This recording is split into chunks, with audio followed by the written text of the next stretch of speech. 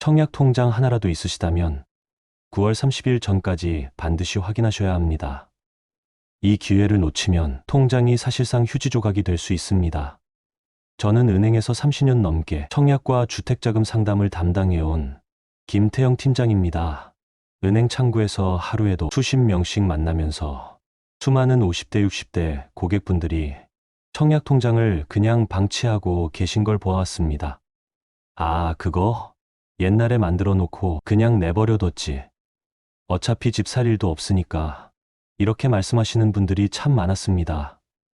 그런데 문제는 지금 같은 제도 변화 시기에는 그 방치된 통장 하나가 앞으로 내 자녀 세대, 심지어는 내 노후 재산 계획에도 큰 차이를 만들어낼 수 있다는 겁니다.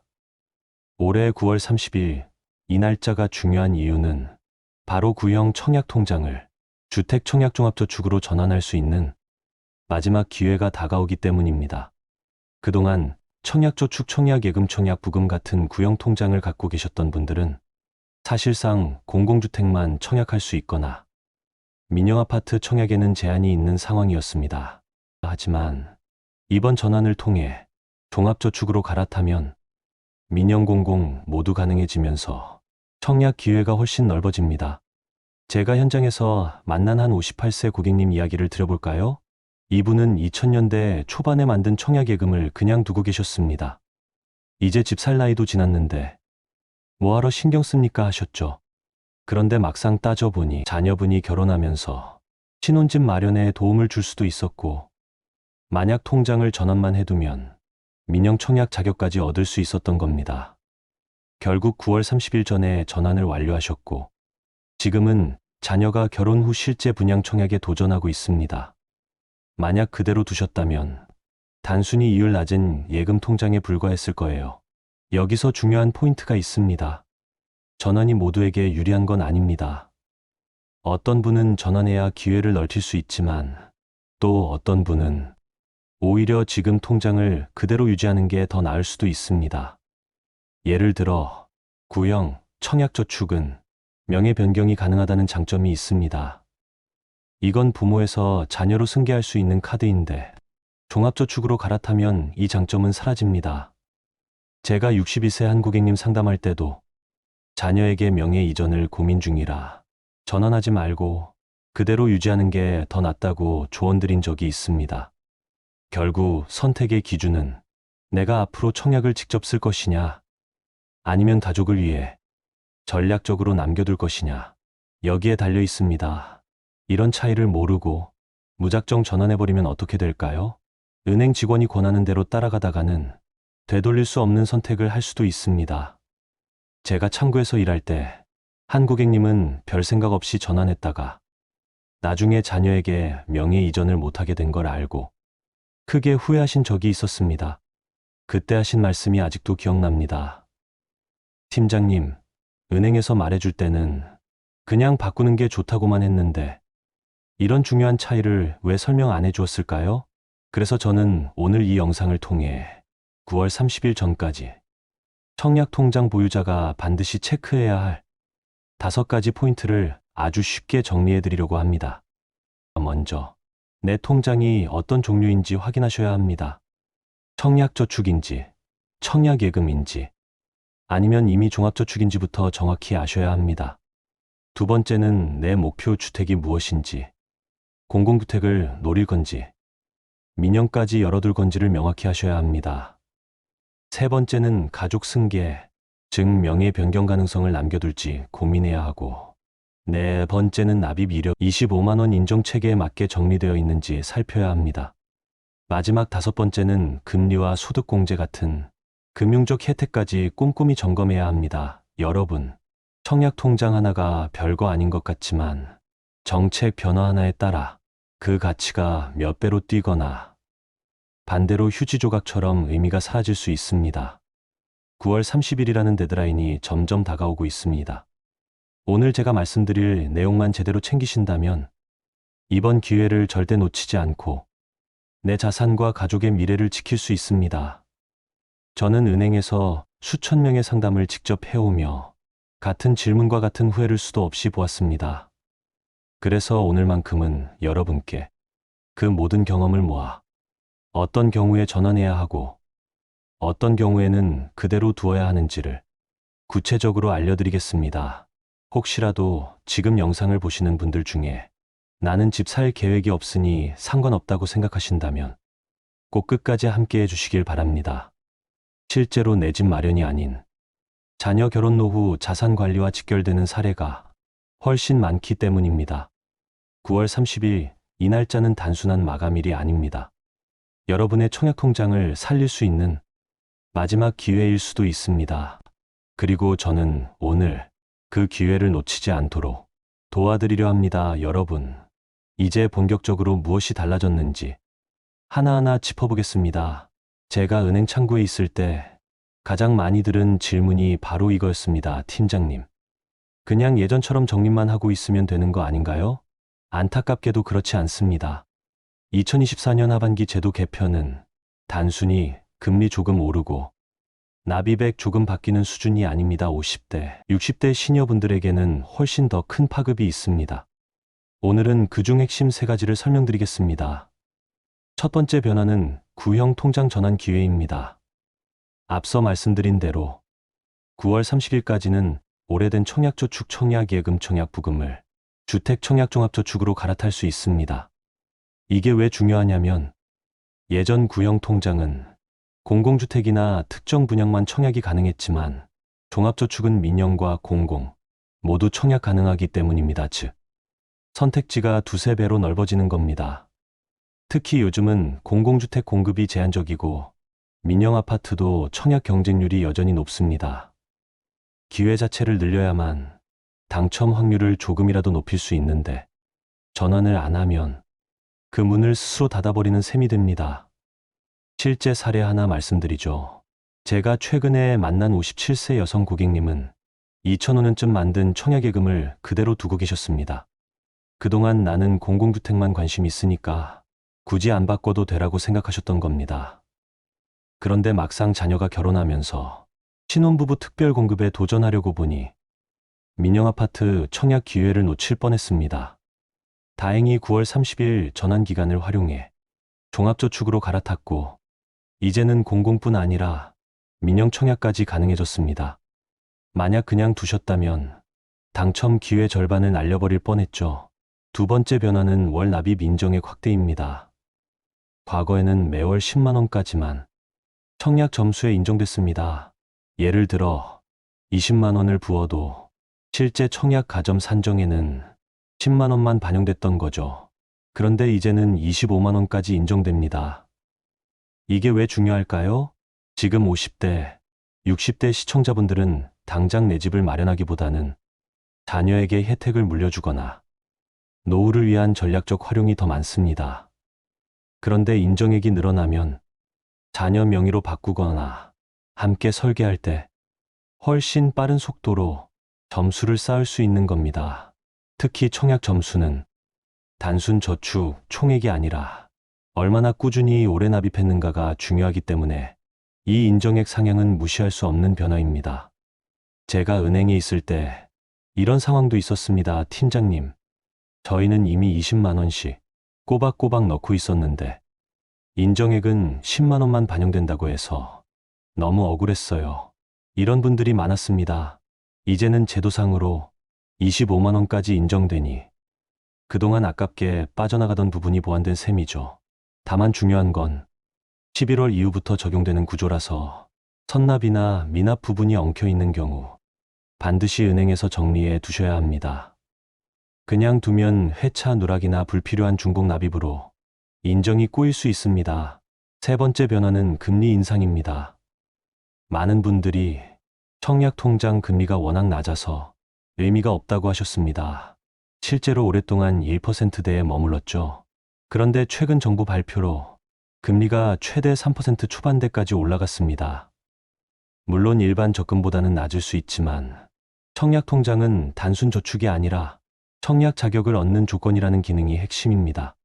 그런데 여기에 금리까지 조금이나마 인상되니 방치할 이유가 더 줄어든 겁니다. 즉, 청약 기회와 저축 혜택을 동시에 챙길 수 있는 구조가 된 것이죠. 이 3가지 변화 정리하면 이렇습니다. 9월 30일까지 구형 통장을 종합저축으로 전환할 수 있는 마지막 기회. 월 납입 인정액이 10만 원에서 25만 원으로 확대. 청약 통장 금리 상향으로 저축 매력도 개선. 여러분, 여기까지 들으셨다면 아마 이런 생각이 드실 겁니다. 그럼 나는 지금 무조건 전환해야 하나? 아니면 그대로 두는 게 나을까? 맞습니다. 이게 가장 중요한 질문입니다.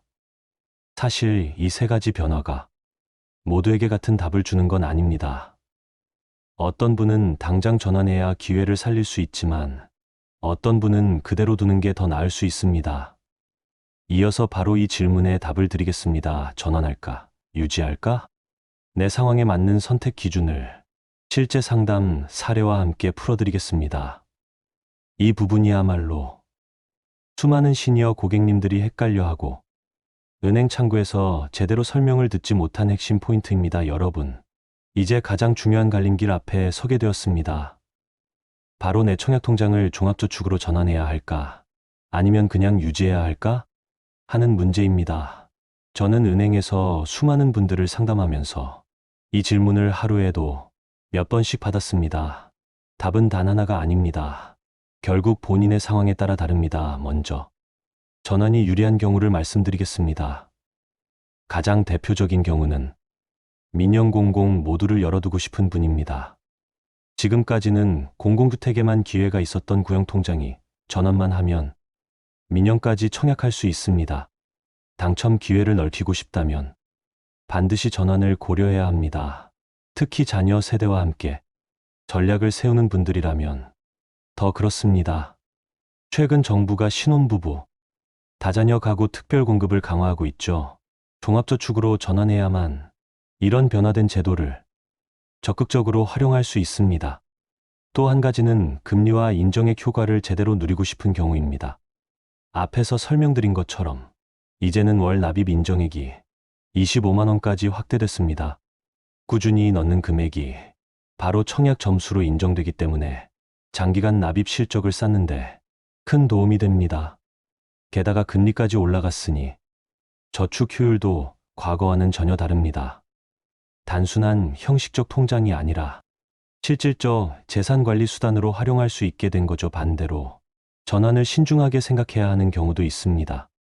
대표적인 게 구형 청약저축을 갖고 계신 분들입니다. 이 통장은 다른 통장과 달리 직계 가족에게 명의 변경이 가능하다는 특별한 장점이 있습니다. 예를 들어 부모가 오래된 청약저축을 자녀에게 넘겨주면 자녀는 납입 이력과 회차를 그대로 이어받을 수 있습니다. 그런데 종합저축으로 바꿔버리면 이 장점은 사라집니다. 그러니 자녀에게 물려줄 가능성이 있다면 무작정 전환하는 건 현명한 선택이 아닙니다. 또 하나는 공공주택만 노리는 분들입니다. 이미 오랫동안 청약저축으로 납입 이력을 쌓아왔고 당첨 목표도 공공주택이라면 굳이 전환할 필요가 없습니다. 오히려 그대로 두는 것이 더 안정적인 전략일 수 있습니다. 특히 가점제 중심으로 설계해둔 분들이라면 지금까지 쌓은 점수가 충분히 강력한 무기가 됩니다. 제가 기억하는 한 사례가 있습니다. 62세 남성 고객님이셨는데 수십 년간 청약저축을 유지해 오셨습니다. 은행에서는 전환을 권유했지만 이분은 저는 민영 청약에 관심 없고 아들한테 명의를 넘겨주려고 합니다라고 말씀하셨죠. 결국 그대로 유지하셨는데 그 판단이 아주 현명했습니다. 자녀 입장에서는 납입 회차를 이어받아 더 빠른 속도로 청약 점수를 쌓을 수 있었거든요. 여러분, 여기서 중요한 것은 내 통장의 활용 목적을 분명히 하는 겁니다. 내가 직접 청약을 할 것인지, 자녀에게 넘겨줄 것인지, 혹은 단순히 금리와 저축 혜택을 챙길 것인지, 이 목적에 따라 답이 완전히 달라집니다. 은행 창구에서 많이 보던 풍경이 있습니다.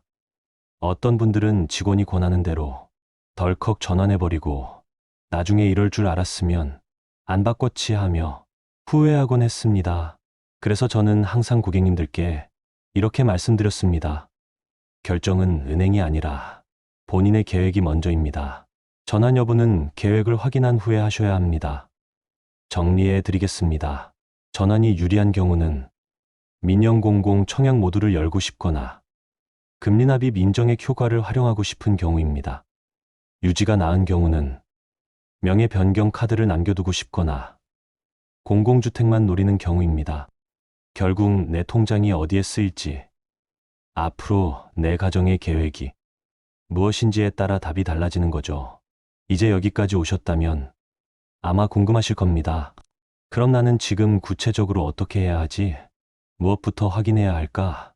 바로 그 부분을 이어서 말씀드리겠습니다. 실제 사례로 보면서 여러분의 상황을 체크할 수 있는 기준표를 보여드리겠습니다. 여러분, 이론만으로는 여전히 감이 잘 안 오실 수 있습니다. 그래서 제가 실제로 상담했던 사례들을 각색해서 들려드리겠습니다. 여러분도 어느 쪽이 내 상황과 비슷한지 대입해 보시면 훨씬 명확해질 겁니다. 먼저 사례 A 전환이 유리한 경우입니다. 58세 이 모 씨는 2004년에 가입한 청약예금을 그대로 가지고 계셨습니다. 그동안 거의 신경을 쓰지 않으셨는데 자녀가 내년에 결혼을 앞두고 신혼부부 특별공급 청약을 준비하면서 통장이 필요해졌습니다. 그런데 문제는 청약예금 상태로는 공공주택 청약 자격만 있고 민영아파트 기회가 막혀 있었던 겁니다. 제가 상담해드리면서 전환을 권했고 결국 9월 30일 이전에 주택 청약종합저축으로 갈아타셨습니다. 그 결과 자녀는 공공주택뿐 아니라 민영아파트에도 동시에 도전할 수 있게 됐습니다. 이처럼 자녀의 결혼주거 지원을 고려한다면 전환이 유리한 카드가 됩니다. 다음은 사례 B 유지를 선택한 경우입니다. 62세 박 모 씨는 1980년대 말에 청약저축에 가입해 꾸준히 납입해왔습니다. 공공주택만 노리고 있었고 무엇보다 자녀에게 명의를 넘겨줄 계획이 있었습니다. 구형 청약저축은 직계 가족에게 명의 변경이 가능하다는 장점이 있죠. 그런데 종합저축으로 바꾸면 이 장점이 사라집니다. 그래서 저는 전환을 권하지 않았습니다. 박 씨는 그대로 유지하기로 했고 현재는 아들에게 명의를 넘겨주어 아들이 빠르게 청약 점수를 이어받고 있습니다. 만약 무작정 전환했더라면 가장 큰 무기를 잃을 뻔한 거죠. 세 번째는 사례 신압입 이력 관리가 필요한 경우입니다. 55세 부부가 함께 찾아오셨는데 청약 통장을 20년 넘게 보유하고 계셨습니다. 문제는 납입이 들쭉날쭉했다는 겁니다. 어떤 달은 20만 원, 어떤 달은 5만 원, 또 어떤 달은 몇 달간 쉬기도 했습니다. 이제는 제도가 바뀌어 월 25만 원까지 인정되지만 선납이나 미납 기록이 꼬여 있으면 제대로 인정이 안 될 수 있습니다. 은행 전산에서는 단순 납입액이 아니라 회차로 계산하기 때문에 중간에 건너뛴 달이 있으면 전체 인정액이 줄어듭니다. 이 부분은 상담 후 은행 창구에서 미납분을 정리하고 앞으로는 25만 원씩 꼬박꼬박 납입하기로 했습니다. 이렇게 해야 제도 개편의 혜택을 온전히 누릴 수 있습니다. 이 세 가지 사례에서 보듯 답은 한 가지가 아닙니다. 자녀의 결혼민영 청약 기회 확대를 원하면 전환이 유리합니다. 공공주택만 노리고 명예 이전까지 고려한다면 유지를 선택해야 합니다. 납입 이력이 꼬여 있다면 은행에서 정리 후 새로운 인정액 체계에 맞춰 관리하는 것이 핵심입니다. 여러분, 지금 제 이야기를 들으면서 아마 속으로 내 상황은 A일까, B일까, 아니면 C에 더 가까울까? 하고 떠올리셨을 겁니다. 바로 이게 중요합니다. 남들 얘기가 아니라 내 통장이 어떤 상태인지, 내 가족 계획과 자산 전략이 무엇인지에 따라 완전히 다른 답이 나오기 때문입니다. 제가 오랫동안 은행 창구에 앉아보니 대부분의 고객님들이 사실 자기 통장이 어떤 종류인지조차 정확히 모르고 계셨습니다.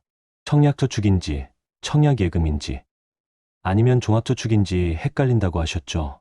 그래서 제일 먼저 해야 할 일은 내 통장의 종류와 납입 이력을 확인하는 겁니다.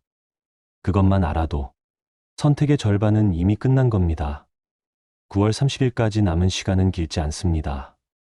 하지만 아직 늦지 않았습니다. 오늘 제가 말씀드린 사례처럼 내 상황에 맞는 길을 선택한다면 분명히 후회 없는 결과를 얻을 수 있습니다. 이제 마지막으로 여러분이 은행에 가서 바로 확인하고 물어봐야 할 체크리스트를 정리해 드리겠습니다. 이 5가지만 챙기시면 이번 전환 기회를 어떻게 활용할지 명확히 답을 얻으실 수 있을 겁니다. 여러분, 이제는 머릿속으로만 고민할 때가 아닙니다. 직접 확인하고 움직이셔야 합니다. 제가 은행 창구에서 고객님들께 늘 강조했던 건 무조건 은행 창구에서 확인하라는 말이었습니다. 왜냐하면 같은 청약통장이라도 가입 시기, 상품, 종류, 납입 방식에 따라 조건이 모두 다르기 때문입니다. 지금부터 제가 드리는 5가지 체크리스트만 챙기셔서 은행에 가신다면 단 10분 만에 답을 얻으실 수 있을 겁니다. 첫째, 내 통장의 종류 확인하기입니다. 내가 가진 게 청약저축인지, 청약예금인지, 청약부금인지, 아니면 이미 주택청약종합저축인지부터 정확히 파악해야 합니다. 생각보다 많은 분들이 본인 통장이 어떤 종류인지 모르고 계십니다. 종류에 따라 전환 여부가 갈리기 때문에 이 확인이 가장 우선입니다. 둘째, 내 목표 주택 정하기입니다. 앞으로 공공주택만 노릴 건지, 민영까지 도전할 건지 방향을 정해야 합니다. 공공만 노린다면 굳이 전환하지 않아도 됩니다. 하지만 민영까지 고려한다면 전환은 사실상 필수입니다. 은행 직원에게도 저는 공공만 생각 중입니다. 혹은 민영도 함께 보고 있습니다라고 명확히 말씀하셔야 올바른 안내를 받을 수 있습니다. 셋째, 가족 계획 점검하기입니다. 구형 청약저축은 명의 변경이 가능합니다. 부모에서 자녀로 통장을 넘길 수 있다는 건 시니어 세대에게 매우 큰 장점이 됩니다. 만약 자녀에게 물려줄 계획이 있다면 전환을 신중히 하셔야 합니다. 은행 창구에서 반드시 전환하면 명의 변경 권리가 없어지나요? 라고 물어보셔야 합니다. 넷째, 납입 이력 확인하기입니다.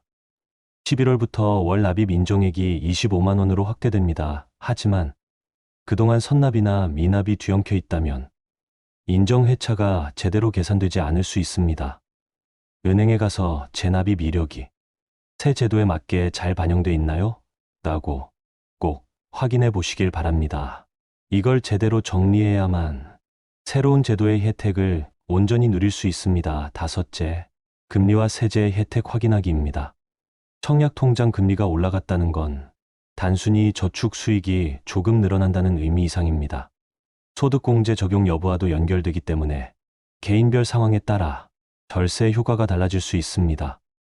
이 부분은 은행 창구뿐 아니라 필요하다면 세무 전문가와 함께 확인하시면 좋습니다. 마지막으로 제가 은행에 계신다면 꼭 물어보시라고 권하고 싶은 질문들을 정리해 드리겠습니다. 1. 전환해도 제 기존 납입 회차와 인정액은 그대로 유지되나요? 2. 선납 미납 내역이 새 제도에 맞게 제대로 반영되고 있나요? 3. 구형 청약저축 명의 변경 권리는 전환하면 사라지나요? 4. 저 같은 경우 공공주택만 노린다면 전환할 필요가 없을까요? 5. 금리와 소득공제 혜택은 지금 제 상황에 어떻게 적용되나요? 이 5가지 질문만 준비해서 창구에서 물어보시면 직원도 정확히 답변을 드릴 수밖에 없습니다. 준비 없이 가면 직원이 권하는 대로 넘어가 버릴 수 있지만 준비된 질문으로 가면 통장의 미래를 내가 주도할 수 있습니다. 여러분, 청약통장은 단순히 집 한 채를 분양받기 위한 수단이 아닙니다. 가족의 미래와 노후 자산 설계에 직접 연결되는 중요한 금융도구입니다. 9월 30일이 지나면 선택의 폭은 크게 줄어듭니다. 하지만 지금 당장 확인하고 준비한다면 통장 하나로 내 가족의 기회와 내 노후의 안정을 동시에 지킬 수 있습니다. 저 김태형 팀장이 말씀드린 5가지 체크리스트와 질문을 꼭 메모해 두시고 이번 주 안에 가까운 은행에 방문해 보시기 바랍니다. 여러분의 청약통장이 휴지 조각이 될지 든든한 자산 무기가 될지는 바로 지금 결정됩니다.